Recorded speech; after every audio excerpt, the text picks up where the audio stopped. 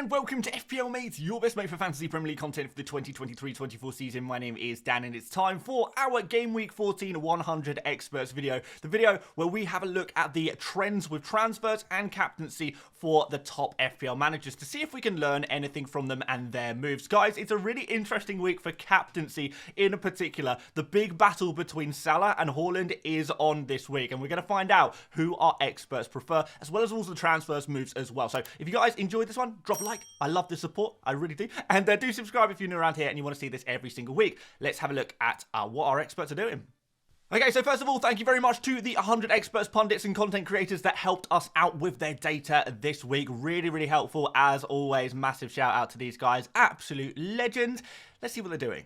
So we can see that there are a lot of transfers being made this week. I can tell you that because I entered all of the data in manually and it took hours and hours and hours, really did. So yeah, lots of transfers. 46% of our experts making one transfer this week, 35% making two transfers. So this really could be a week to make multiple transfers to your team. We've also got 3 people making 3 transfers. So, you know, if you want to go a little bit crazy, why not? And 1 person using their wild card as well. Yeah, so not really a wild card week. Probably just not many people using the wild card right now. It's just an outlier, I guess. And we have got 15% not making a transfer at all this week, which is, I think, reasonably low. Usually we see it a little bit higher than that. So once again, I will say it does seem like this is a transfer making week, and there are some very strong trends this week that we need to explore that I think we all need to be kind of at least thinking about getting on board with. So yeah, let's continue on.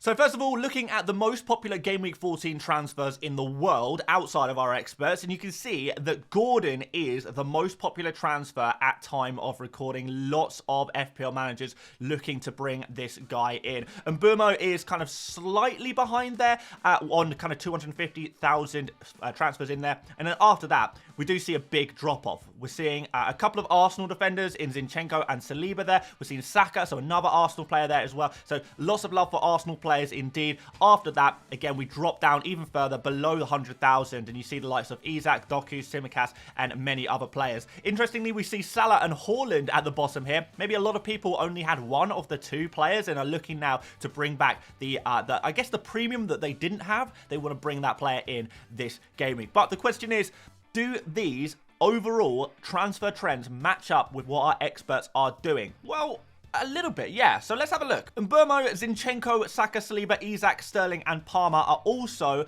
very interesting players to our experts. Our experts like these players as well. You're going to see just how many of each of these players are being transferred in. But yeah, Arsenal love is, you know, a thing that our experts are doing as well. You know, everyone's trying to get involved in the Arsenal team. They play Wolves and then Luton in the next 2. So 2 nice fixtures for Arsenal, and it's probably a good time to get in on them if you want to do that. Outside of that, we've got a couple of other players. We've got the likes of Isak there as well. A little bit of love for him, and Sterling and Palmer, the Chelsea guys. Yeah, Chelsea have good fixtures coming up as well, so possibly another team you might be interested in. But there are a few players that there is no interest in, and they are Doku and Salah. So none of our experts are bringing in Doku or Salah at all. You know, I think it's probably a case of most experts already have Salah in their team. Some people didn't have Haaland, so we have got like 1 or 2 people bringing in Haaland. I know there was a big movement of anti-Haaland, but I think slowly those people who didn't have Haaland before are going to start bringing him back into their FPL teams. And of course,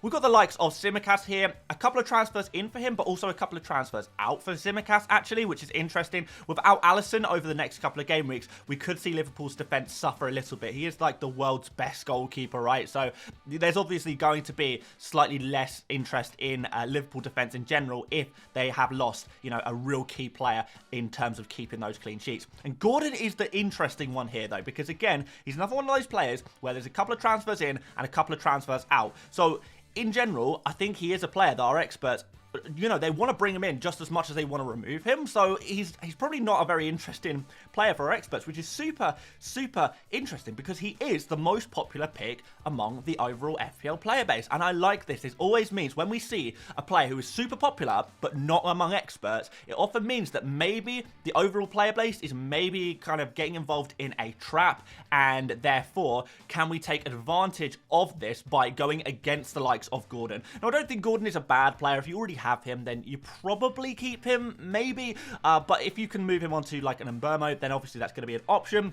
But in general, Gordon, possibly rotation. We've got a lot of fixtures coming up for Newcastle. Some of them not as good as others. They have got mixed fixtures there. So, yeah, it's going to be interesting to see how he performs and whether our experts can beat the Gordon owners or the many, many new Gordon owners by going against him. But what we need to find out is who they're bringing in. But before we do that, who they're taking out. So, interestingly, the most transferred out player among our experts is going to be Diaby. Obviously, he got hooked at half-time, and although Aston Villa do have Bournemouth up next, after that, they do have Man City and Arsenal back-to-back, so real tough fixtures there. We've got Brentford after that as well. So, the next 3 fixtures after the Bournemouth game are just not great for Aston Villa. So, you can understand why he might be a player to be sacrificed. So, 23 transfers out for Diaby. That is quite significant. We've got a few people taking out Bowen as well. He's a pretty popular transfer out. Obviously, we don't know his injury status yet, but I think some of the rumours are saying that he might actually be available for Crystal Palace at the weekend, but I know some people want to go early and move Bowen out, or maybe they plan to remove Bowen anyway. But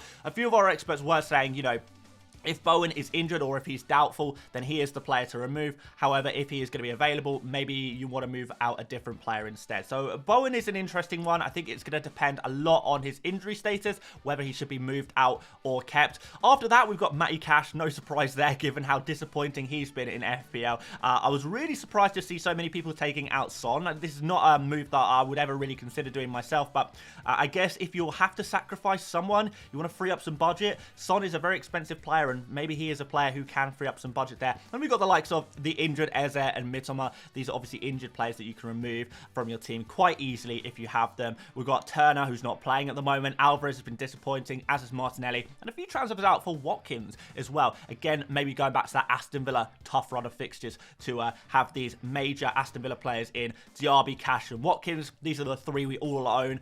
With those tough fixtures, yeah, maybe it is an opportunity to remove those Aston Villa players, but I'll leave that with you. In terms of transfers in, we have got possibly the biggest trend of the season yet. Yes, Mbeumo, 54 transfers in this game week. Now, considering he had 24 transfers in among our experts last game week, what we're probably going to see is that the Mbeumo ownership among the top FPL managers is going to approach 100%. It probably won't get quite that far, but we probably will see like 90%, maybe even 95% of our top FPL managers actually owning Mbeumo. He seems to be the most essential player to buy in at this game week. So if you don't have him in your team, Gordon is not the priority.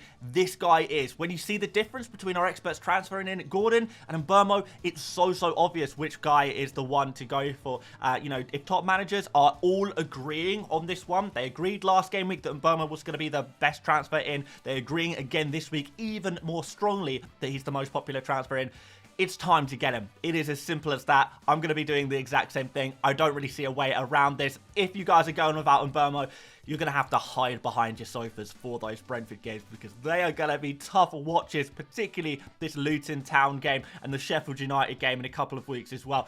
It's going to be a rough one. It really is. After that, we have got a little bit of Arsenal love once again. So yeah, Saliba, the most popular defender to bring in. We've got Saka and Gabriel also in there with Zinchenko all in the top 10 transfers in. So 4 Arsenal players in this list. That is quite significant, isn't it? We have got Palmer in there as a pretty popular transfer in as well. So if you can't quite afford Mbeumo, or you also need a cheaper player, maybe you already got Mbeumo, you want to get a cheap kind of midfielder into your team, Palmer, pretty popular there as well. And another interesting one that I think is worth noting is Kelleher. So we have got information that Alisson is going to be out for a couple of game weeks.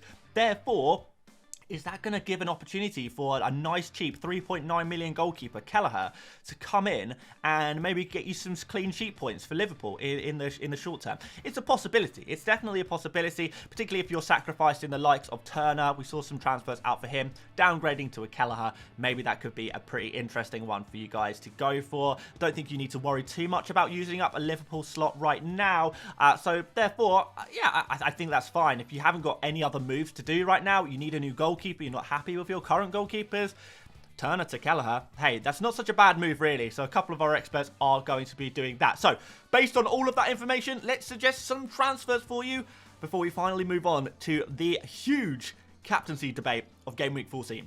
So here are some suggested transfers to start us off. First of all, Mbeumo, priority transfer in. There is no doubt about that. And the players that you could sacrifice for him would be Diaby, first and foremost. He is the obvious transfer to move to Mbeumo. After that, we've got the likes of Jarrod Bowen, particularly if he's injured or you have no other way of getting to Mbeumo, then Bowen is going to be the guy to sacrifice. If you've got Eze, you know now he's going to be injured for quite some time, a few weeks at least, then if you can afford to make the upgrade, then I would definitely think about doing that as well. Similarly, if you are a Mitoma owner or a Madison owner, or you just have a midfielder who is either injured or you really don't like in your team right now, move them on to Mbeumo. That is going to be your priority move for the game week. But some of you guys will already have him, or some of you guys just won't want him. And if that's the case, we've got some other suggestions for you as well.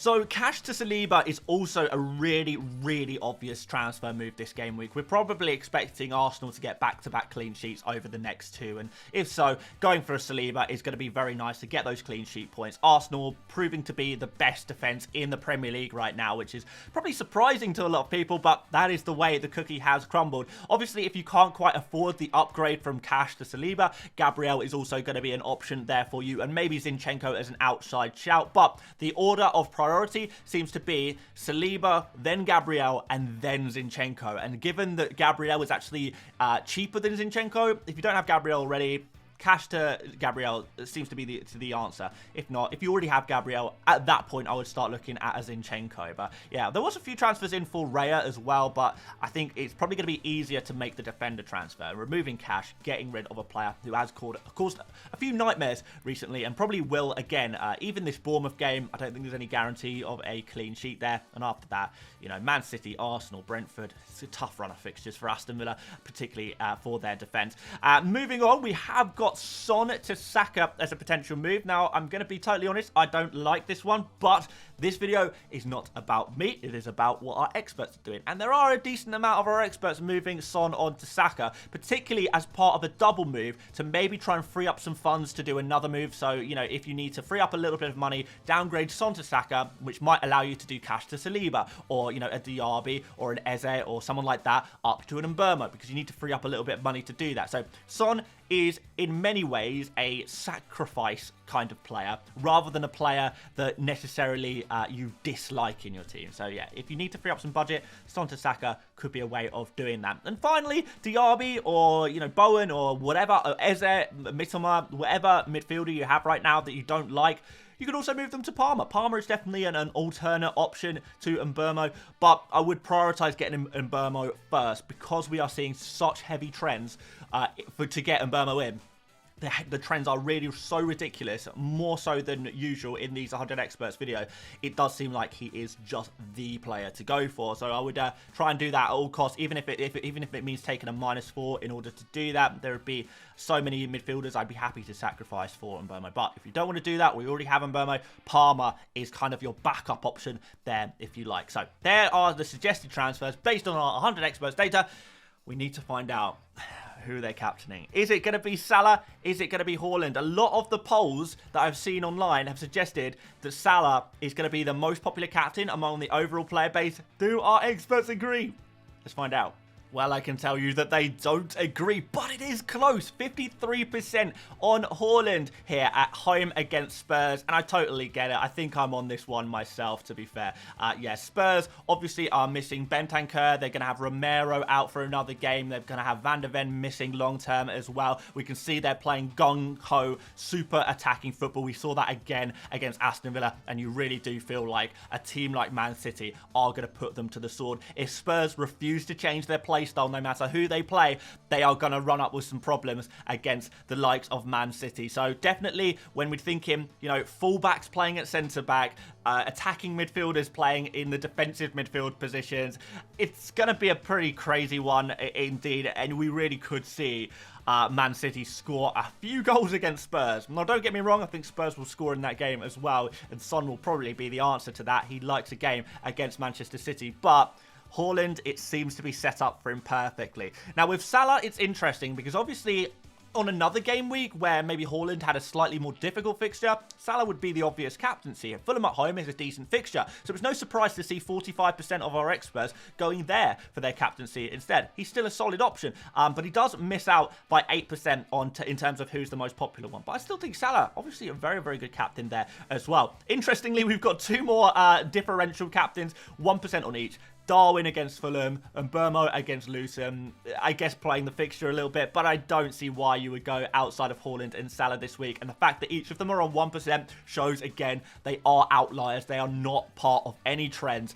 Haaland and Salah are the captain choices for this game week. It's pretty much unanimous on that. And if you are kind of debating which one should I go for, you think it's a pretty close decision, you can't really decide which one to go for, if you want to back the experts this week, then the way to do that would be going for Haaland over Salah. But like I said, it's close, it's really close, and if one of these players explodes and the other one blanks, we're going to see some serious fixture swings. Half of the FPL population is going to be very upset and the other half will be very happy. You just got to hope you're in the happy side of the equation, and fingers crossed I will be on Haaland, but who knows.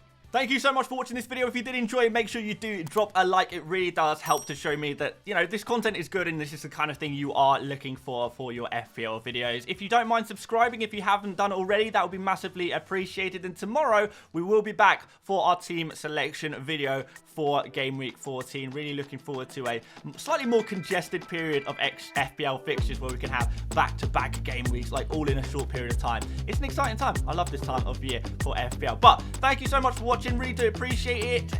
Check out another video if you want to. There's loads of Game Week 14 content on the channel already if you want to go check that out. But aside from that, thanks so much for watching once again, and I will see you later, mates. Bye-bye.